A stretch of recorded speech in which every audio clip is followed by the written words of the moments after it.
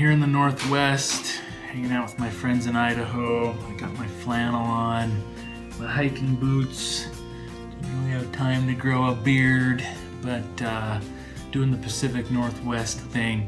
I spoke a few nights ago at Hood River Alliance Church in Hood River, Oregon, and tonight I'm going to be speaking at Bridge Bible Fellowship in Moscow, Idaho. And really looking forward to time with these people. You know, these videos are great, blogging is great, writing is great, but there's really something about, just being face to face with people, having conversations, letting them ask questions, all that good stuff. Inspiring time, really good. I hope you can make it out to one of these events sometime. So one of the main things we talked about at Hood River Alliance the other day was how our anxiety stirs up our fight or flight response. And I told a story that I'll tell you real briefly. Years ago when I was a teenager, I was camping in the sequoias and I ran into a bear, and I was asleep and the bear stepped over my sleeping body, and I didn't even have a tent. I had nothing, right? And so I had to jump up and scare this bear off because he was actually coming over to check me out again. So my fight or flight system did its job and kept me alive, right? My hands were shaking and sweaty and my muscles were all tense. My mouth was dry, and even though I'd been sleeping, I was awake and super alert and just ready to go. And that was a huge stressor, right? Let's call that a 100-point stressor that kind of activated all of that.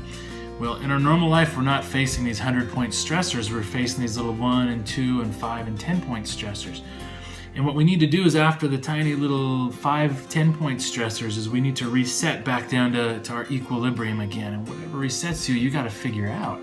Is it getting out and shooting some hoops? Is it watching a movie? Is it going for a walk? Is it exercise? Whatever it happens to be, right? Meditation, reading scripture, worship.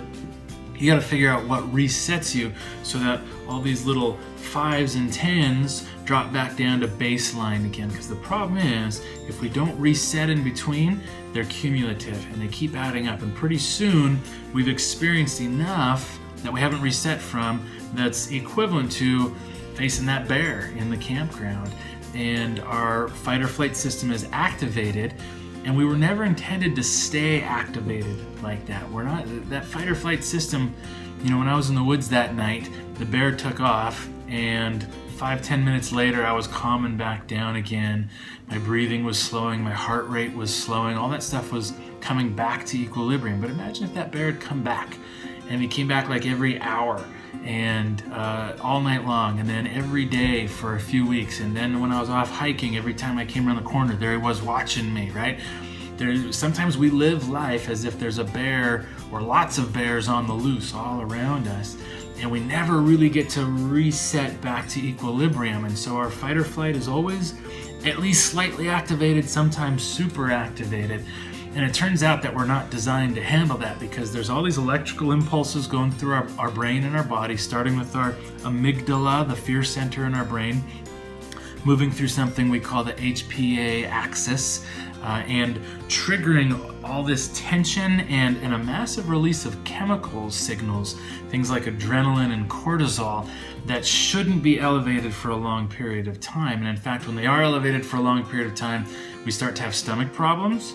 You ever notice, if you got to give a speech and you get the butterflies in your stomach, that's kind of your fight or flight system being activated just a little bit.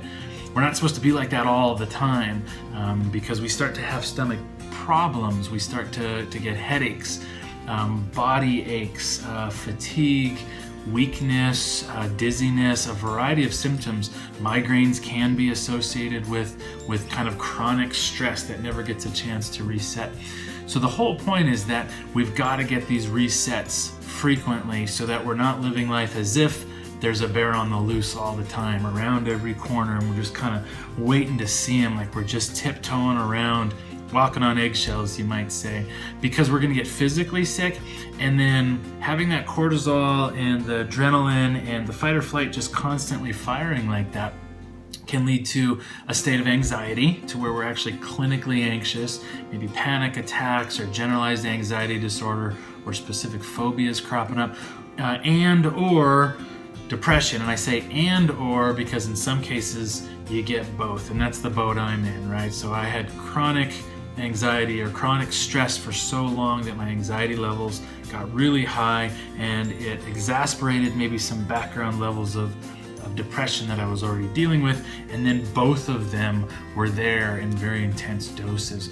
So the point here is you got to remember to reset, to get those stress levels from the 5s and the 10s back down to 0 again before they start adding up, because the higher they get, the more they're going to activate that fight or flight system, and the worse you're going to feel physically, but also mentally and emotionally. So I hope that was a helpful little tidbit to help you understand yourself, and I'll see you guys next time.